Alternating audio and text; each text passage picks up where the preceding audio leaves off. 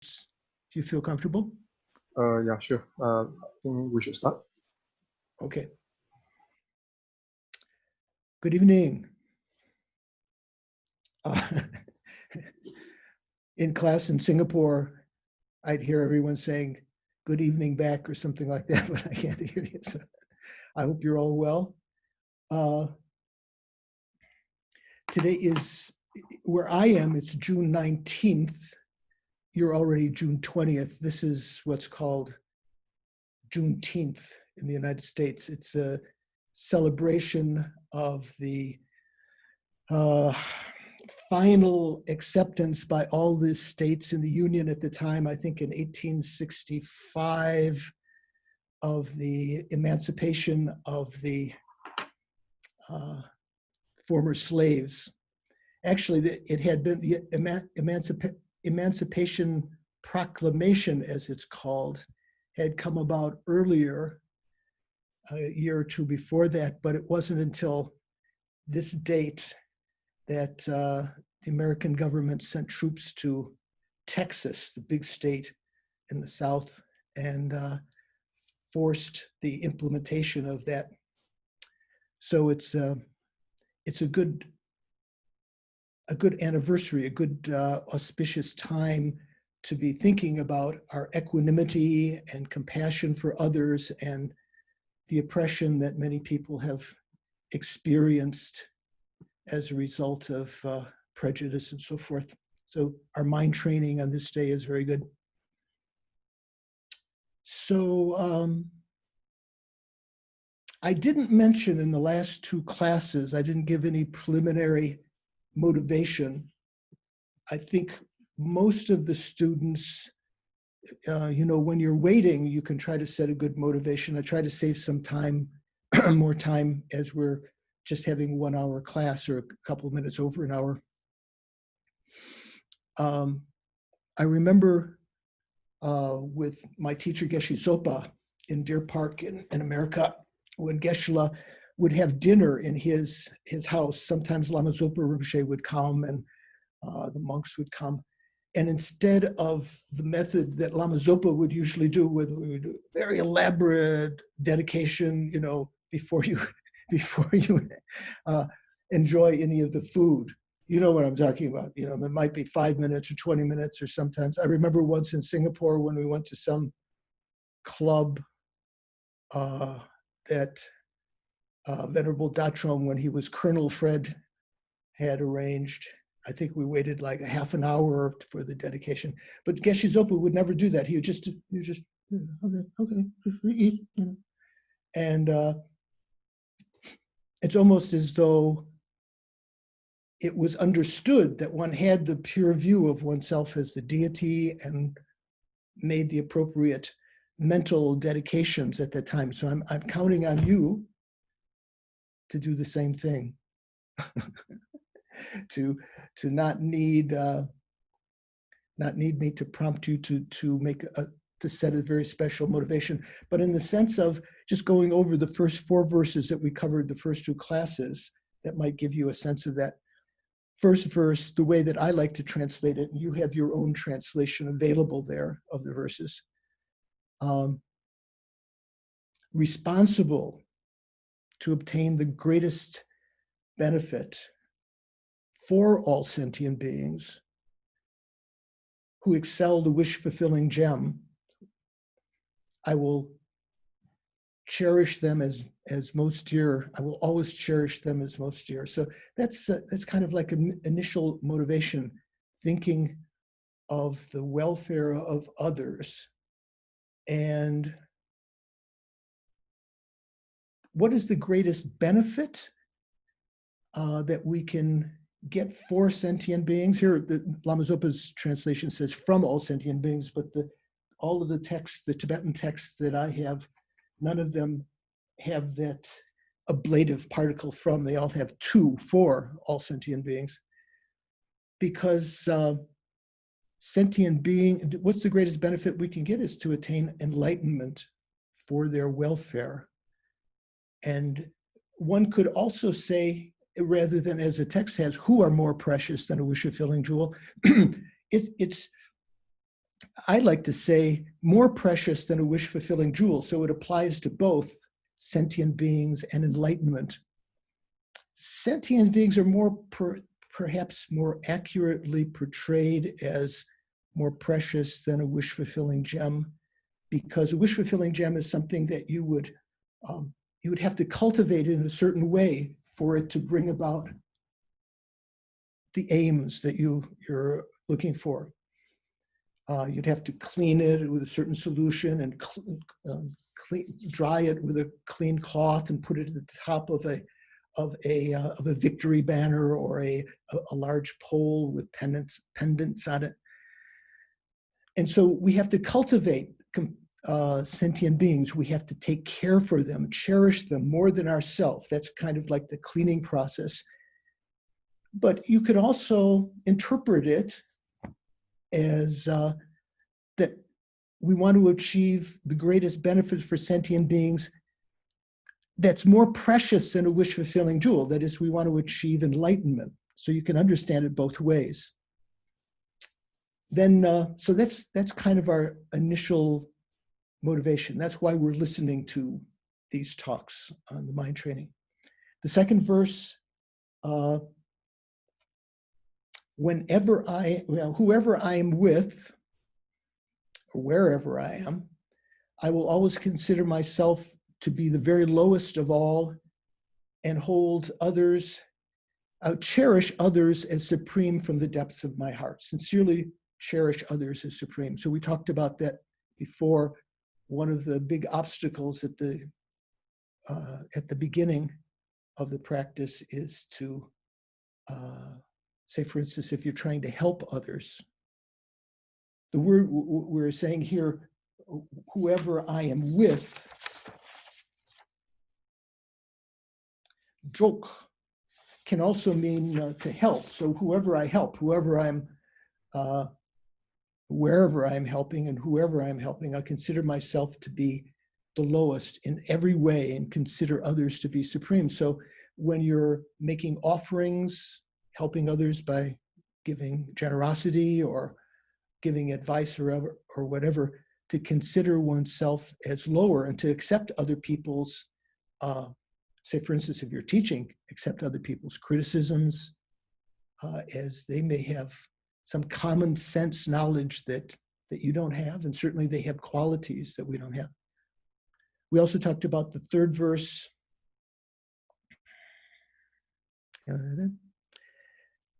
Vigilant of my translation, vigilant of my mind stream of my continuum throughout all actions. Whenever afflictions arise, endangering myself and others, I will confront and avert them without delay. In this translation of Rinpoche's, and the minute of delusion arises, without delay. So we talked about that last time at the beginning of the class. Sort of one of the basic practices that is necessary to be able to transform the mind is to, first of all, control your own delusions, your own afflictions, so you don't get angry and attached and lazy and proud and so forth.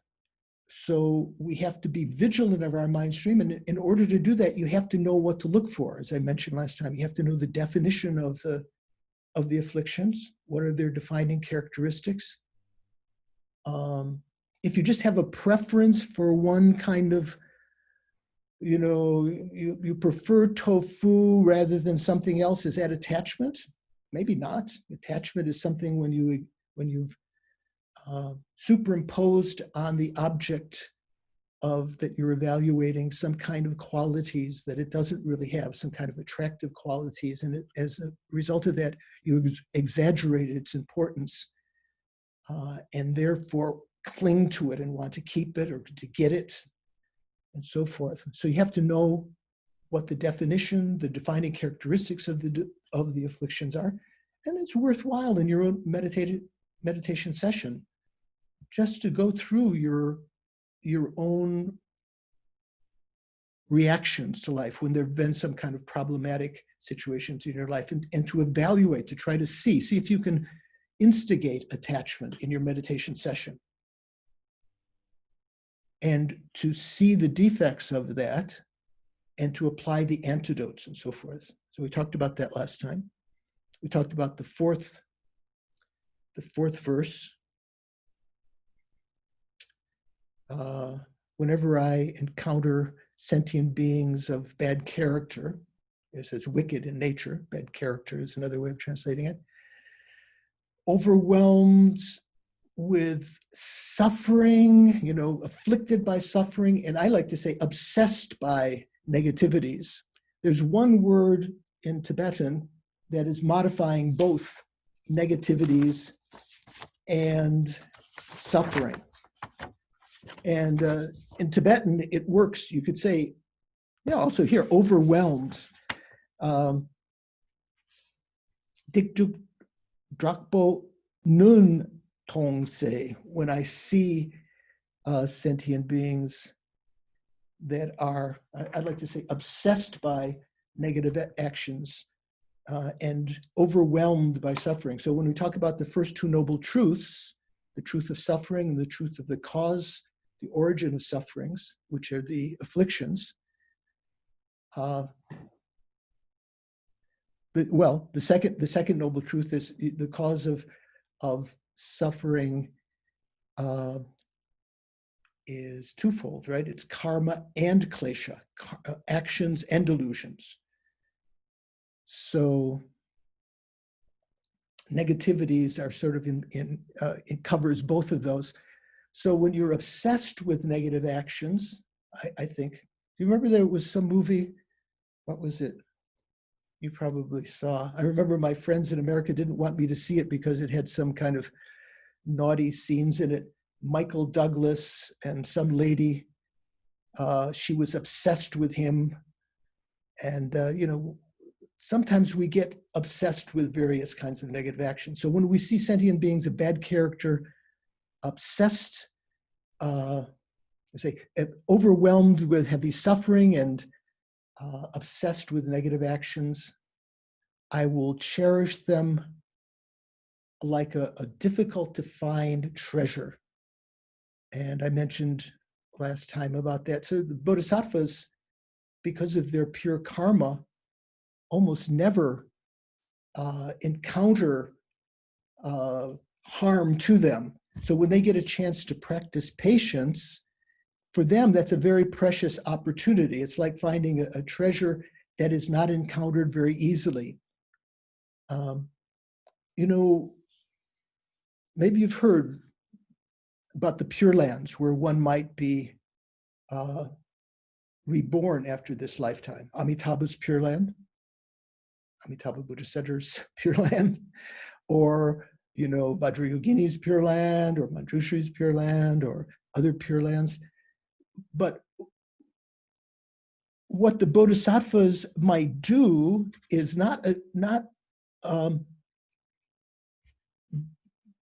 they would not wish to be born there continually. They might go there for a little rest, a little like a vacation after this rebirth, after this life is finished, in order to revivify their practice, to receive teachings from the Buddhas in a setting where there's no obstacles.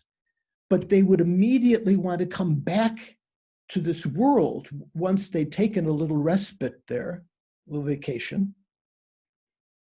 Remember, we sometimes, I think people have brought me out to some place by the ocean sometimes during the courses for a little vacation, but you always want to come back quickly after being revivified, because it's within cyclic existence that the bodhisattvas can find it very difficult to acquire treasure of suffering sentient beings that are objects of our compassion and objects of our patience. So that's kind of the sense of that verse. Now today, we're going to start with next verse, verse 5.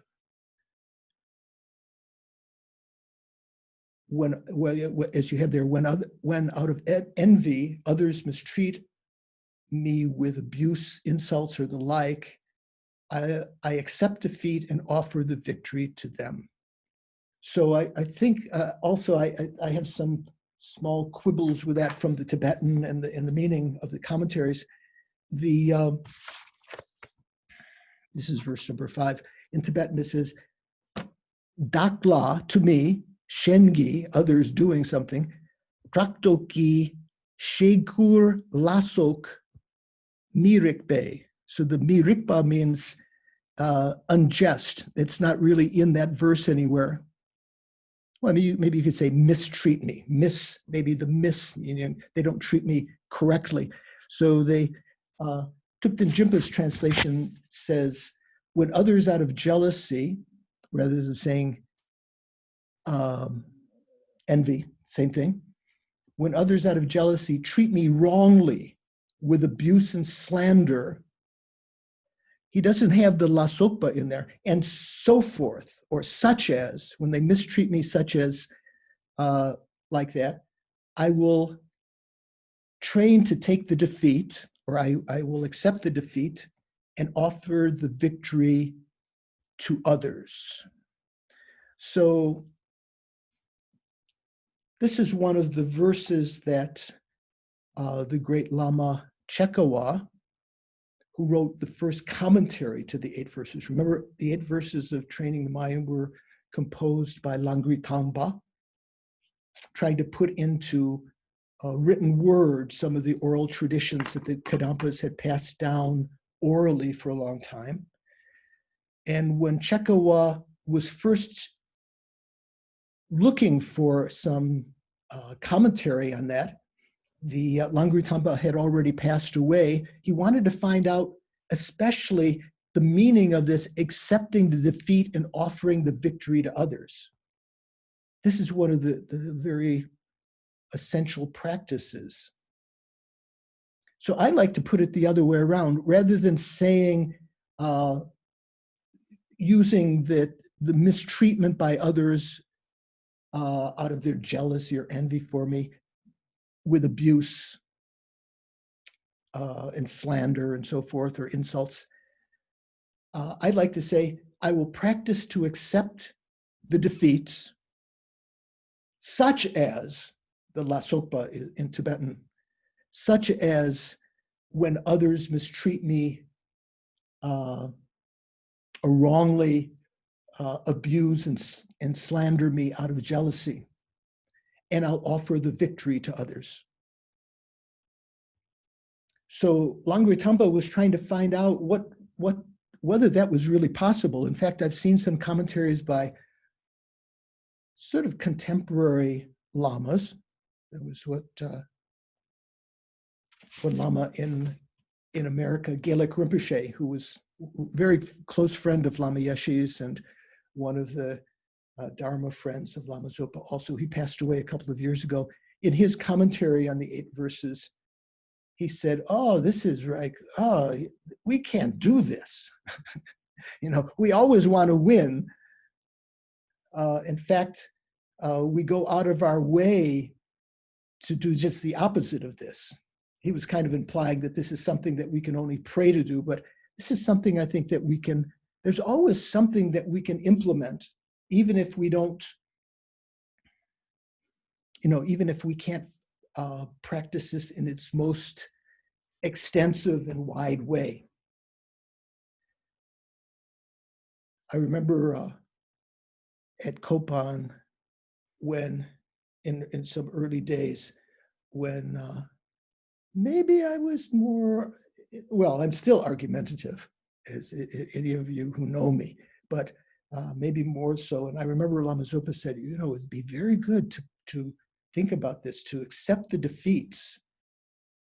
Whenever there's anything going on, accept the defeat and offer the victory to others. It's essentially based on the sense of cherishing others more than oneself. So I like to put the emphasis on, rather than saying it's out of envy when others mistreat me with abuse, insults and the like, it's sort of like that very narrow situation. because there's the word and so forth in here in the Tibetan that's not in Lama Zopa's or Thupten Jinpa's translation. That's just an example of those. So it could be any kind of, taking the loss, taking the defeat. Once when we were coming back we were going to India from Nepal, and I was traveling with the great Serkun Senchab Rinpoche and his attendant and some other people, and we were carrying into India some cloth that was bought in Nepal, where there was a bigger market. The Chinese things were more available there, for Mami Max, who was this African-American nun who had a business that helped to support Kopan and support Lama and all of those endeavors, the boys. And we were asked at the border, when we got off the airplane, they went through our bags and said, "Oh, you have to pay duty on this." And we were trying to figure out some way to avoid that. And Serkun Rinpoche said, no, just pay. To me, that was an example. And he went on to explain how, when there is a situation like this, even if it's some monetary loss, for the sake of your own calm mind and pure practice, it's better you take the loss, offer the victory to others. Now, in a lot of cases in the world, as I mentioned before, like for instance, the present, politicians, you'll know who I'm talking about. They double down and want to have the victory every single time, and they want to put the defeat on the others. So there's no pretense there of them being religious people. Just out of as a sideline here, in Geshe Chekawa's commentary, which was the first commentary on the 8 verses. So he was very intimate, very close to knowing that, but not necessarily every single thing that he said was necessarily what Langri Tangpa had in mind. But anyway, he says, fifth verse, training ourselves to accept the defeat without harboring any resentment when faced with misfortunes such as slander and so on, is presented as the following, this verse 5. So at the end of his commentary, which is just quite short, just a page or two, he says, this presents the patience or forbearance of being unperturbed by harms. So this verse, in one way of understanding this, unperturbed by harm. So there, in Shantideva's text, the Bodhisattva Charyavatara, and other presentations, there are 3 main kinds of patience. In the Prajnaparamita Sutras, sometimes there's longer enumerations of different kinds of patience, but let's take these 3 as the main ones here. So being the forbearance or patience of being undisturbed by harms has the sense of, when others harm us in some way, not being perturbed by that and not retaliating. If you want to, if you want to have the victory and you want to put the defeat on the others, sometimes you will retaliate, you'll say harsh words and force your point of view. One of the verses in the Guru Puja, the Lama Chopa that you recite often at ABC, maybe some of you do every day, in the Lanrim glance meditation at the end of the text, just before it finishes, there's a verses that go through all of the essential meditations on the path. And one that I particularly like that's talking about this is talking about the perfection of patience. Kamsum kegyo magur malu drogurte, when others are, within the three realms, so the God realms, the human realms, the spirits below, and so forth. Or you could talk about other realms, but generally thinking like that. When everyone, even if everyone were to get angry with me, to seek out, to point out my faults, to abuse me, threaten me, and even kill me, comes from Kegyo Malu Drugurte, Sheshing Sangduk Dikchik Sokcho Kang. Mituk Nolen Pempa Drupchepe, Sope Barchin Sopa Jinkiro. Please grant me blessings to perfect, to finish, to complete the perfection of patience by not being disturbed and to return benefit for their harm. In other words, even if others harm me, rather than retaliating, not even just sort of just accepting the defeat, but actually benefiting them. So that can kind of be implied by this offering the victory to them, offering the victory to others. I think I mentioned at teachings at ABC over the years a story that was very touching to me of Geshe Rapton, who was a great teacher of Lama Yeshe. He was the one that had asked Lama Yeshe to be Lama Zopa Rinpoche's main teacher, right? And it was just an exceptional, he was eventually one of the Senshab of the Dalai Lama's debating partners of the Dalai Lama. I had a chance to receive teachings from Geshe-la over the years. And he told this story of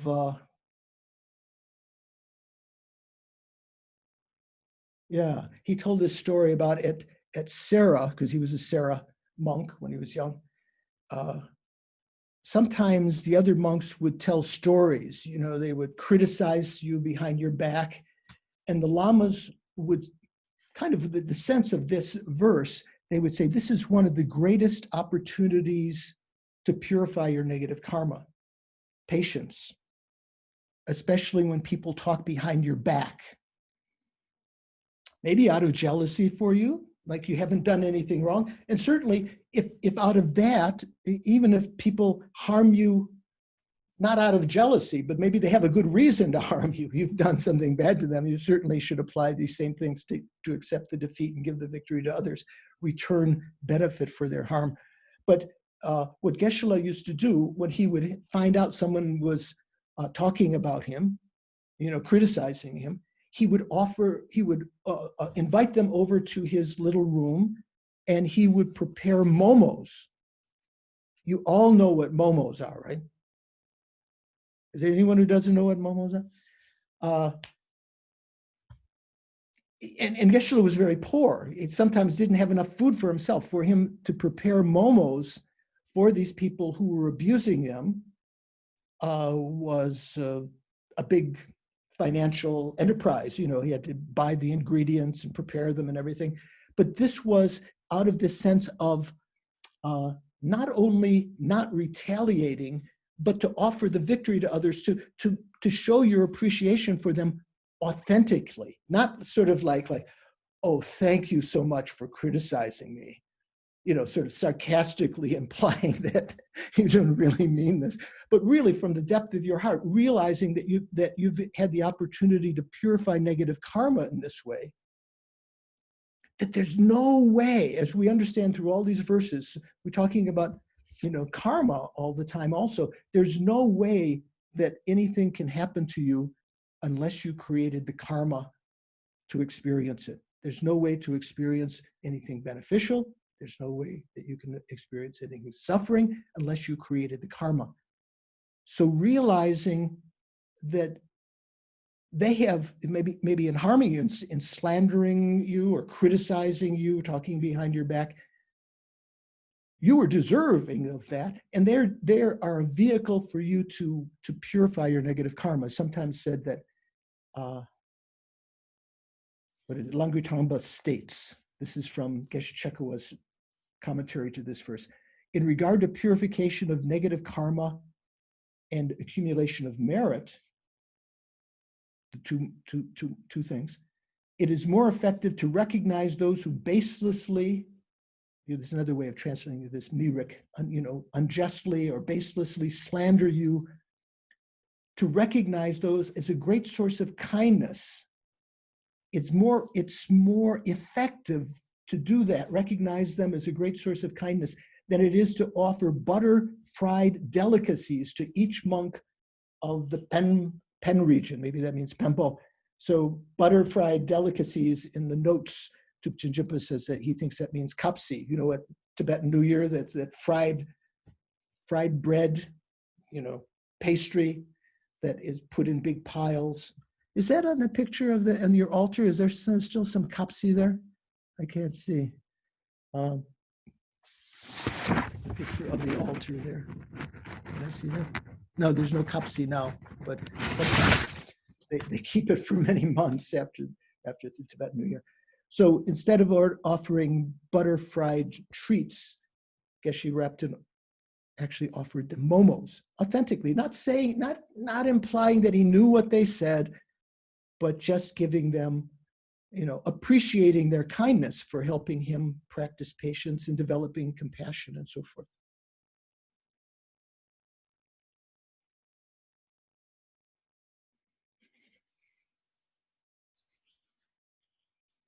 So this is one of the kinds of patience. So the patience of what did we say? Being unperturbed, not being disturbed by harms. Another one of the types of patience is the patience. This is unperturbed by harm and not retaliating. That's in a more extensive way. So here it's not retaliating, actually benefiting them, as it's said in the Lama Chopa verse on patience. And then the next kind of patience is the patience of voluntarily accepting suffering. What does that mean? So you might say, well, this wasn't that voluntarily accepting suffering, the previous one. Here is just the suffering of not having the discomfort of living in cyclic existence, not having enough food, being sick, maybe things that come about without the implementation of someone else. Being sick, growing old, having aches and pains. This last year I had what I call the trifecta. That's a word that's used. I don't know if you have that in Singapore. It's like when they talk about the racetrack. If you place bets on 3 different races and you win them all, you get some extra prize. I remember my uncle who used to spend his paycheck sometime after he got out of work going to the racetrack, and my aunt, my father's sister, would be pulling her hair out for this. Most of the time he'd lose, and he wouldn't have any. They wouldn't have any money that week. But if he won the trifecta, they would have a lot of money for a couple of weeks. So I kind of had last year the trifecta of illness. I had a lymphocytic colitis, which is where the lymphocytes attack your colon, autoimmune disease. Then I got Lyme disease. I was in the hospital for more than a week, 10 days, and then took intravenous antibiotics for a long time. Then I passed a kidney stone. So I called it my trifecta, because in a sense, it gave me the chance of purifying a lot of negative karma. And so the 6th verse is in Geshe Chekawa's point of view, is talking about the patience or the forbearance of voluntarily accepting suffering. So here, as your translation says, when someone I have benefited, you can say whom I have benefited, and in whom I have great hope gives me terrible harm, I'll practice to consider them as my sublime teacher. So it's here virtuous friend, the way that Rinpoche's translation goes, Shenyan is actually virtuous friend, but Dampa means, holy, just not just, your or sublime spiritual friend. So what's the sense of this?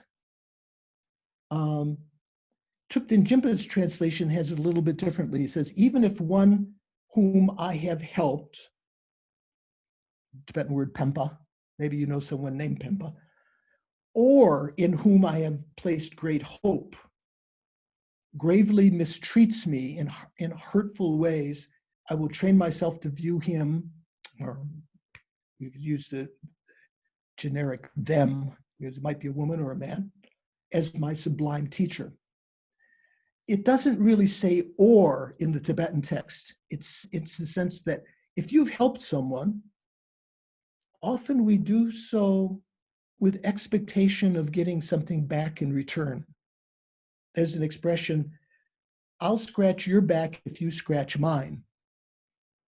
I remember when I was teaching at a boys' school in Connecticut, I joke, snotty boys' schools where John Kennedy had gone to school. There's all these wealthy kids from wealthy families, and very expensive to go to. And I remember one of the other teachers, I asked for some help. I can't remember what it was. And he said, okay, go, no, I'll scratch your back if you scratch mine. Sort of like, I'll help you out, kind of with the expectation that you will help him out in return. That's almost considered common sense, right? In the world. Well, from a Buddhist point of view, it's not, you shouldn't have, when you help others, you shouldn't do so with any expectation of them returning the favor.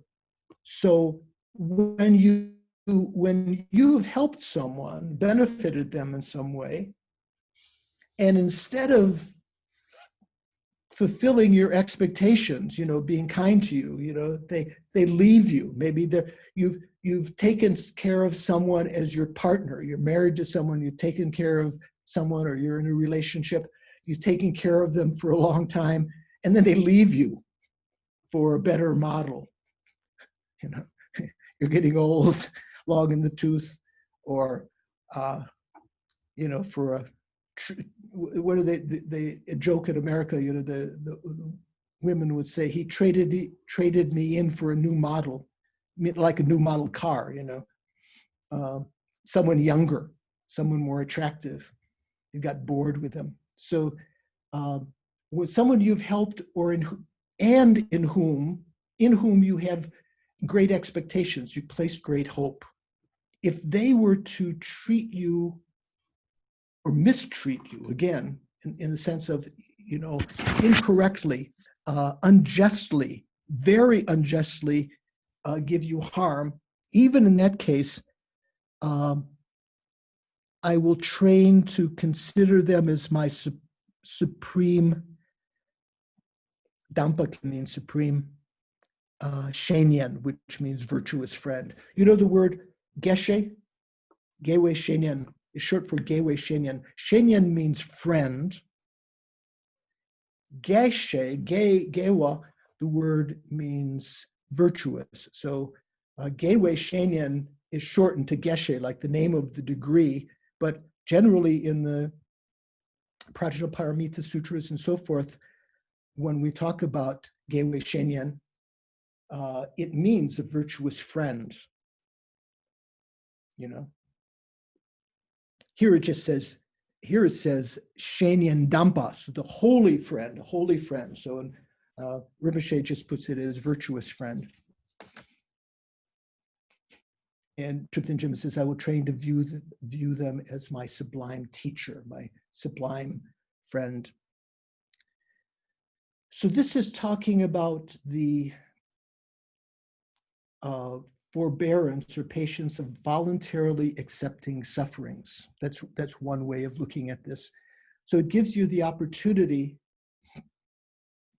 of, I think I mentioned before, maybe even in one of the earlier classes in this series, someone at Kopan who had the authority over us. He was the Gegu, and really was the object of our patience, who we had, studied together with. We benefited him in various ways, and he gave us unjust harm, criticizing us. And I remember him saying once, and I like to study at Kopan. I would go we were memorizing Abhidharma Kosha at the time. It was something unusual for the Indians. We were memorizing in Tibetan, and I would go to those sessions. I remember him coming to my room early in the morning, even though I was getting up to go there, and saying, "If you don't go, you're not getting dinner." So it just seemed like total overkill, because something I wanted to do anyway. It wasn't that I was going to avoid it, but he would do that kind of things. I would train to see them as my sublime teacher, my holy friend. So it gives us the opportunity. Why? Because they're giving us the opportunity to practice the patience of voluntarily accepting suffering.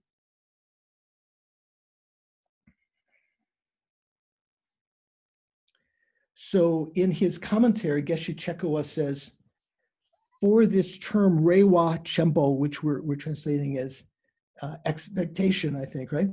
Or great hope. As for expectation or great hope, Kadampa, who was the main disciple of Atisha, who was supposed to be an emanation of Avalokiteshvara, and whom all the Dalai Lamas trace back to, he was said to be an emanation of Avalokiteshvara and the first in the lineage of the emanations of the Dalai Lamas. He said, once in Kham, I went, the region in Tibet called Kham, I went to visit the teacher Sherabar, a close friend to my heart. I went knowing he had not invited me. Okay, just went without being invited. He took offense at this and sent me away. He ordered others to remove all my belongings, and he himself locked me in a dark room. That was when it became clear whether I had trained my mind in loving kindness and compassion, and whether the lines, "May these sufferings ripen upon me, may all my happiness ripen upon others and them." Up until that time, those lines had remained alive for me. So we should never retaliate with resentment. Yeah, if you show up uninvited sometimes. I remember I went to someone's house in Madison, Wisconsin once. One of the students who was quite wealthy, and they had a swimming pool, and I came uninvited. And I remember how they took offense at that. So I can appreciate what Kadampa said when he went to visit this teacher. So he says, furthermore, relating this to our own situation, were it not for our bad karma, our inferior karma, since such events would not befall us. Once at Kopan, during a Kopan course, when Lama Zopa was teaching the Kopan course, the Lan Rim course, I think, I'm not sure if the Dalai Lama was teaching in Bodh Gaya or Khebje Trijang Rinpoche was teaching in Bodh Gaya. I'm not sure which. Rinpoche left Kopan. Lama Yeshe ended up teaching Rinpoche's course, which was something that he would often do. So Rinpoche, out of excitement, had a chance to hear teachings, tantric teachings or something. And when Lama Zopa came back, he had the cassettes of the teachings, but they had not been recorded properly, either all of them or some portion of them. And when he played them, I remember him, being so surprised. He said, oh, my bad karma. Rather than blaming anyone else or getting upset with others, seeing it as a reflection of, as he said, maybe it was a teaching for us,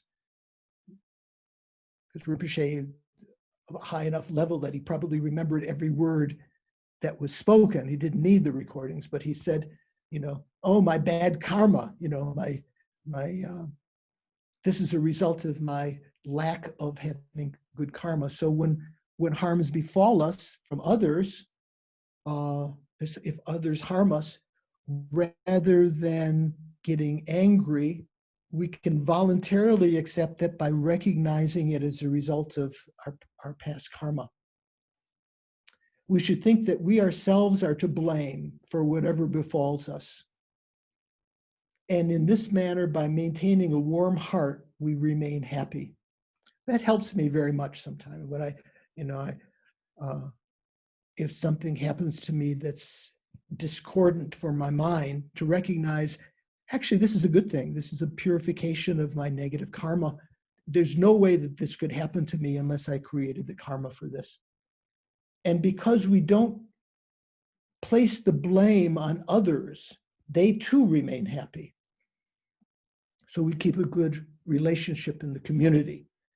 As you know, as is mentioned many times, it's said that in a community, let's say in the Sangha or in a spiritual community, if there's discord, dissension in the community, it affects everyone, and it's very difficult to make realizations. I think it says, what does it say in the scriptures? Something like, even in 14 years, as though there's some time, you can't make realizations easily.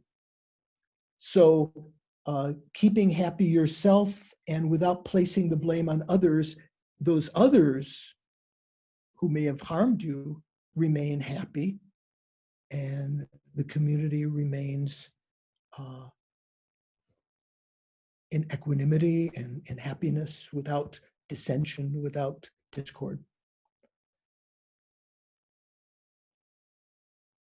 So we should reflect. This is due to my own karma. I'm reading from, can I put it up there? I have it on my iPad. Can you see? Maybe you can't see. Oh, wait, what happened? I didn't get that. Oh, Siri's trying to say, hey, you didn't get that. Can you see? I don't know if it's correctly there. So this commentary is from Thupten Jinpa's translation from the great collection of lojong, Geshe Langri's commentary on the 8 verses. So he says, this is due to my own karma. We should reflect, this is due to my own karma. It is established that no one harms the Arya beings, the noble ones, who have eliminated their negative karma, quote unquote. So even from others' perspective, the perspective of other beings, it is our own negative karma that caused them to injure us. So we have a responsibility. There's no way that they would harm us unless we had created the karma for that. So because of us, because of me, he will have to go to the lower realms. I am to blame for this. So I think that from Shantideva and the Bodhisattva Charyavatara, impelled by my own karma, the enemies have brought this harm upon me.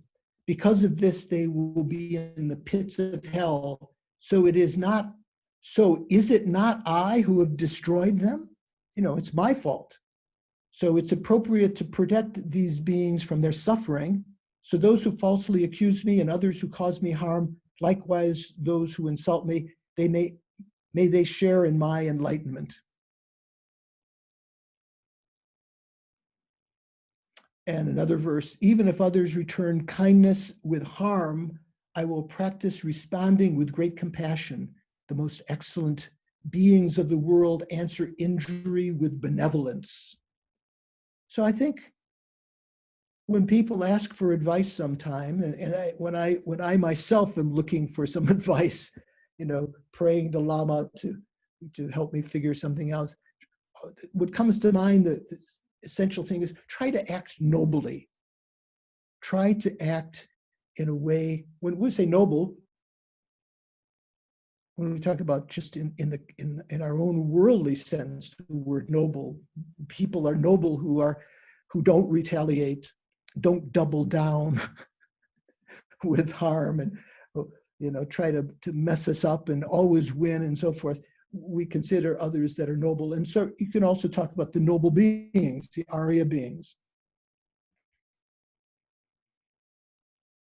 To contemplate them gratefully as spiritual teachers refers to the following. Our spiritual teachers are embodiments of great kindness, for they bestow upon us the vows, provide us with the methods of meditative practice, and reveal to us the path to liberation. Of course, if we fail to contemplate this and fail to guard this contemplation, we will not tread the path.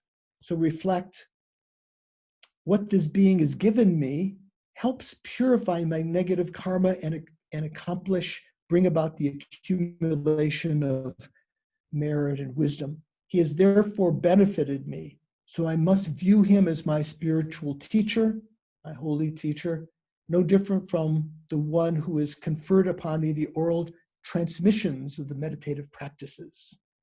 Consider certain beings, they're my teacher because I received a long oral transmission or an initiation or something, treat them as my holy guru. Throughout Shantideva's text and in the lojong, it emphasizes that the Buddhas and the gurus are equal to sentient beings in importance. They're incredibly kind because they show us the path, but sentient beings are incredibly kind because they're more precious than a wish-fulfilling gem, because by cultivating them with compassion, by cherishing them more than we cherish ourselves, which is usually we cherish ourselves more than others, but by cherishing them like treating the wish-fulfilling gem in such a way that it can bring about your wishes, taking care of sentient beings can bring about the goals that we wish, to calm our mind, to be happy all the time, to be happy when we're not. I remember Gelongma Thupten Chudran, who you know very well from Amitabha Buddhist Center, who was a resident teacher many years ago, great teacher. She used that phrase in one of her little booklets, I think, How to Be Happy When You're Not.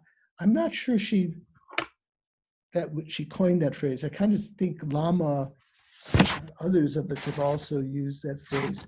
So that's kind of one of the senses of the lojong, how to be happy when you're not. In other words, when everything's going down, when undesired suffering falls like rain, how to transform that situation into a cause of happiness. Your mind, all of the things that you've been criticized, you've failed in something, to recognize this as an opportunity to practice the Dharma and to be happy.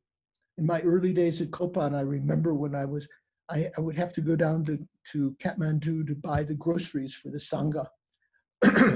I was a treasurer and that was my job, hired coolies. Before there was a paved road up to Kopan, so in the monsoon, we would have to hire coolies who would walk, or I would carry some things also sometimes, and through the mud up to Kopan.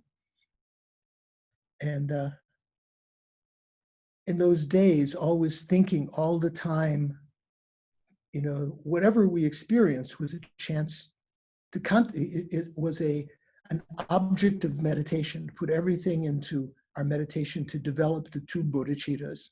Everything could be looked at as a chance to develop compassion, conventional bodhicitta, or a chance to meditate on emptiness when you were too stuck on something, to let go. All of this doesn't exist the way that it appears.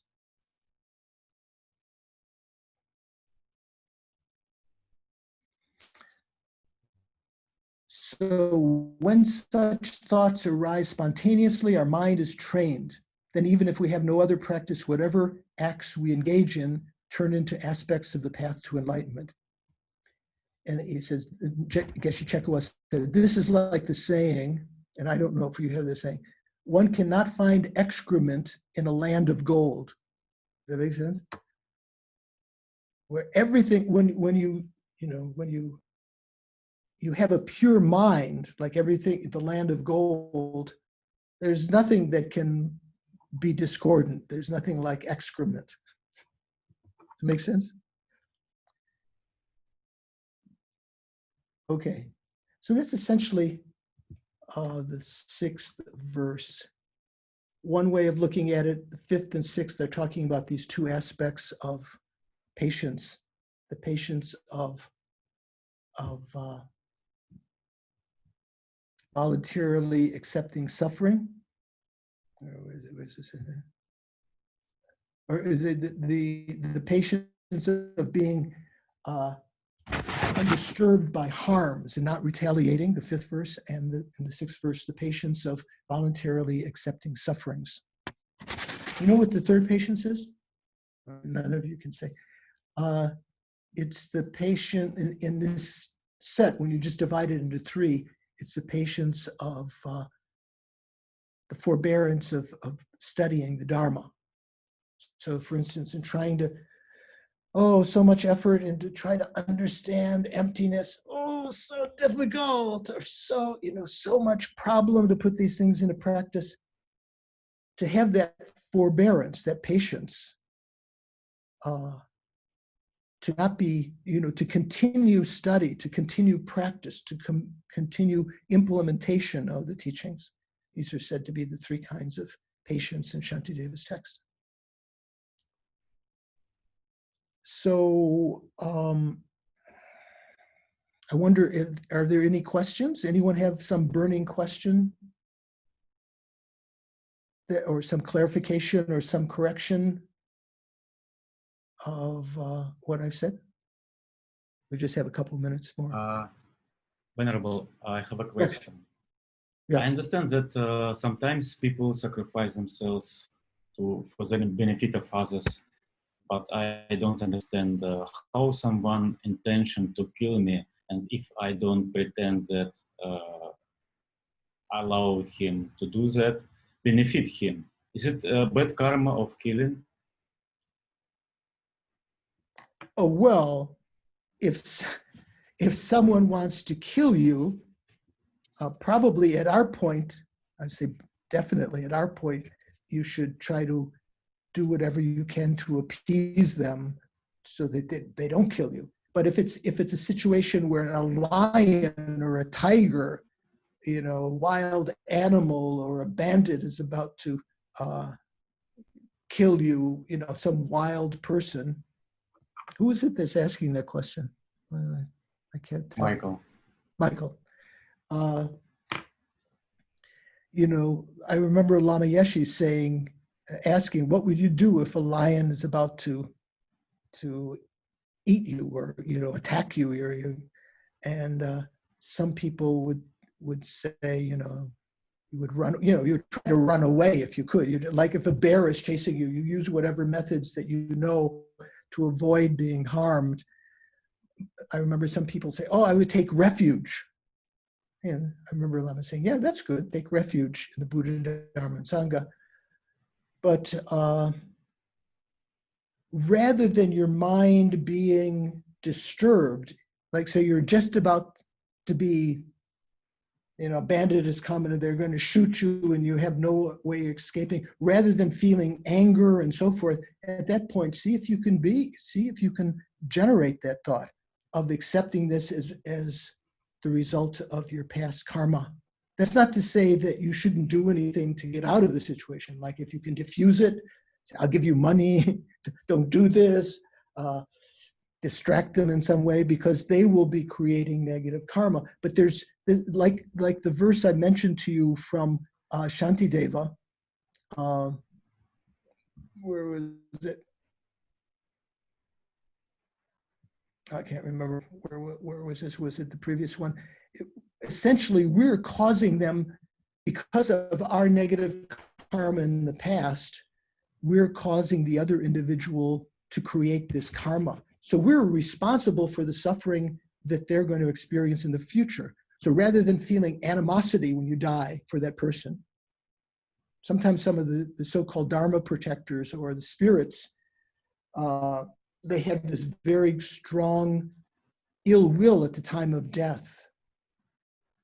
And they come back as spirits that harm others afterwards. So rather than feeling ill will toward the other person, to feel compassion for them because they're suffering, that this is a result of our past karma. Understand. There's no way that we would experience this harm right now. Does that help at all?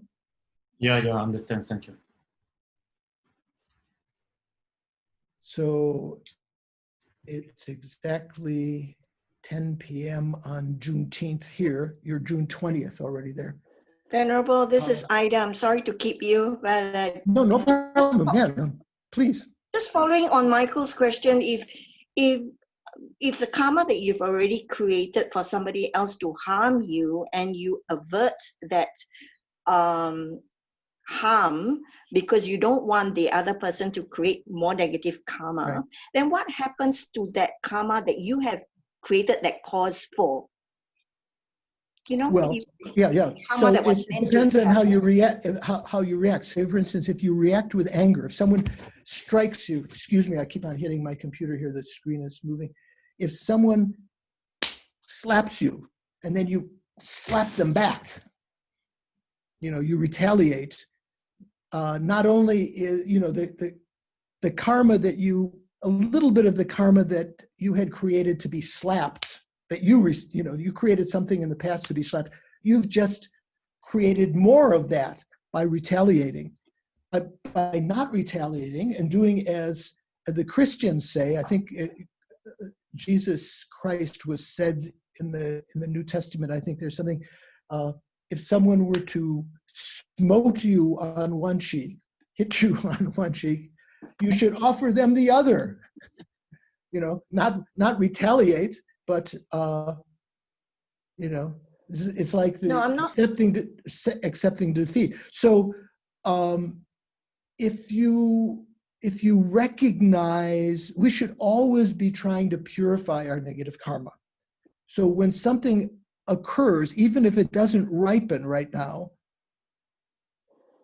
you avert it through some negative karma. It seems like it was about to be ripened. Like you get sick and then you have some medical treatment that prevents you from dying. That negative karma of dying wasn't, like you're saying, it wasn't purified completely. So you apply the opponent forces and think, wow, I've created karma in the past to experience these various kinds of suffering, and to apply the four opponent forces, to feel, to have heartfelt, sincere regret having created such negative actions in the past. Making a very strong determination not to do these kind of harmful negative actions again in the future, and taking refuge, generating bodhicitta, and doing the remedial actions, they're called the four opponent forces. In so doing, you can purify that negative karma. Sometimes we don't recognize the particular negative karmas that are ready to that we still have on our mind stream until they start to ripen. So if we're able to avert the actual suffering, something life-threatening or something else in an accident, you should try immediately afterwards to spend some time in purification practices, to do the Vajrasattva meditation, which is so profound, prostrations before the 35 Buddhas, reciting their names and so forth, while imagining light coming and purifying you and so forth, purifying other sentient beings.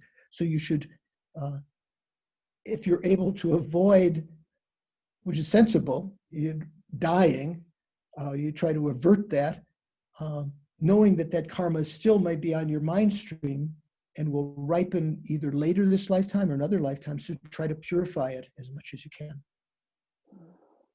Does that help? Yes, very much. Thank you very much. Okay.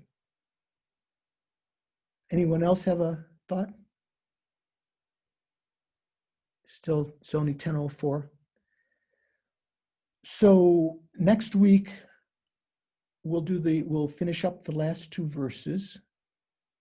And then the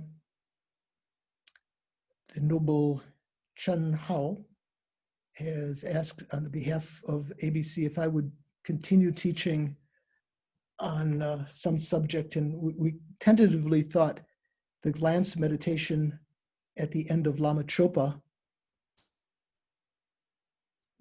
in July and August, maybe 4 times in the beginning of July, and then there'll be a break when the Dalai Lama teaches on one weekend on Zoom, I suppose, that you'll be watching, and maybe 4 more after that. But anyway, we can talk about the Lanrim on the basis of the glance meditation at the end of Lama Chopa, which you recite every time you do that puja. But I don't know if you've ever received, maybe you've received teachings on it, but it might be good because included in that are also, all of the basic meditations on developing the resolve of the individual of initial scope, looking, renouncing the happiness of this lifetime, and the individual of intermediate scope, renouncing the happiness of samsara and working for nirvana, and the motivation of the individual of great scope, the developing bodhicitta. So that also includes verses on the 7 points training of the mind.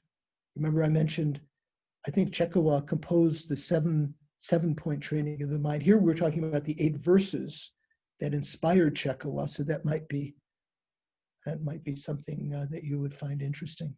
But that's not set in stone. That's kind of just tentatively if people are still interested and you haven't gotten too bored of listening to me on Zoom. But anyway, sorry to interrupt. There's Yeah. just one question from one of the participants. Are you okay to answer it? Yes, definitely. Venerable, sometimes I meet people who ask for money. Some of the reasons they give are not convincing. Usually I give but walk away with a feeling that they may be cheating me. I do not like this feeling.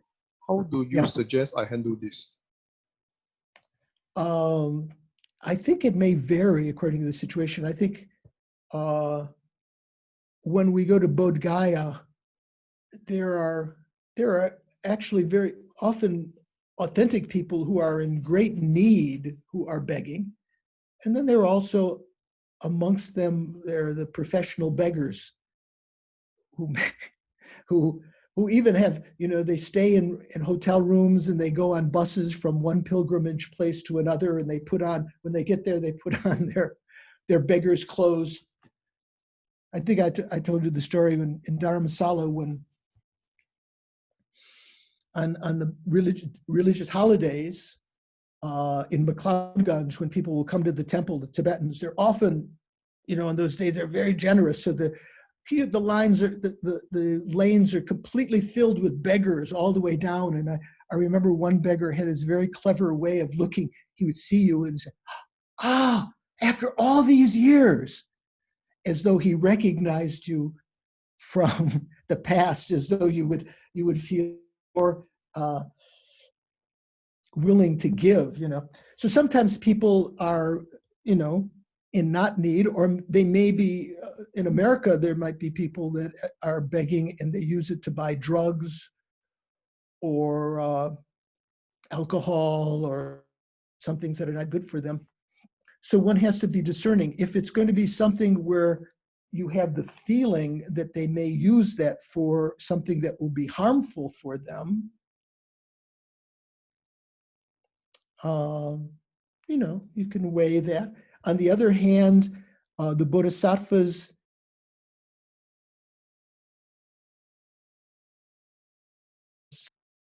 so they've already realized emptiness directly, and they have a special practice of the perfection of giving,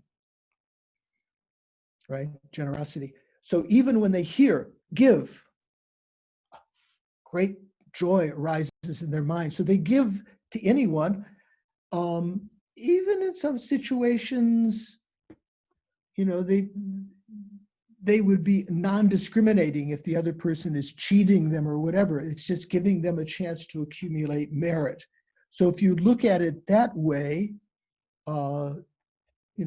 vary your approach. If you think the person might be using what you might be giving to them for illicit reasons, or if they're asking for something right now that is important for your Dharma practice, you don't have to give. I remember in Dharamsala once when someone was complaining about the beggars were asking, they would come to the rooms at the Library of Tibetan Works and Archives, and they would ask, "Oh, can I have your tape recorder?" And one of the translators, who's a great Rinpoche, not Kamlung Rinpoche, the other one, Sharpa Tulku, Sharpa Rinpoche, he said, this is something, eventually when you're a high being, you can give. But right now you need that for your own Dharma, recording the teachings and studying Tibetan and so forth. So just like Shantideva says in the Bodhisattva Charyavatara, something like this, he says, in the beginning, the Lord, meaning Buddha, the Bhagavan, teaches us to give vegetables and so forth, so that eventually, when the time is right, we can give our own body. So right now is not the right time to give our own body, because as a beginner, we would lose the opportunity to practice. We would feel resentment, or if asked to give your arm, your hand, some spirit or someone needs for a ritual, they need your hand. You're not at the point where you can give that. So that's an exception. So if someone asks you for too much money, if all your money or something like that, if they're just begging, if they're robbing you, that's a different situation. Maybe you don't have any choice. You have to give them all the money in your pocket. But if they're asking you for something that you need to continue practicing the Dharma, you don't have to give. But eventually you can. And even if you can't fulfill all their wishes completely, to give something, that might be an opportunity to accumulate some merit that way. That's my thought. Does that help at all? Okay. So we've gone over a couple minutes. It's about 12 minutes after, 13 minutes after. Thank you very much. I look forward to talking to you again next week. And if you have any questions, my suggestion, if you can send them to one of the organizers, whether it be Chun Hao or Michael or whoever is organizing things, and they could perhaps email me questions, and